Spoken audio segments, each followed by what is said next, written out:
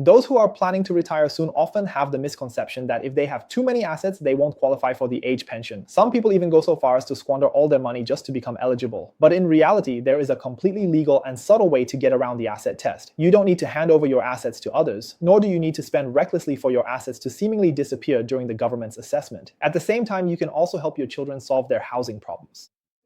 So what did this elderly couple do? They had $700,000 in assets and could originally only receive 28,000 Australian dollars per year. But then they made a new move. They withdrew over $200,000 from their savings and built a granny flat in their backyard for their children to live in. According to Australian government regulations, any additional structures attached to your primary residence are not counted in the asset test. So over $200,000 in cash was converted from assessable assets to exempt assets. As a result, their asset valuation dropped below the threshold for the full age pension, and their annual pension jumped from $28,000 to $46,000. They ended up receiving nearly $20,000 more per year for free, and as time went by, it was as if the government had given them a free gift.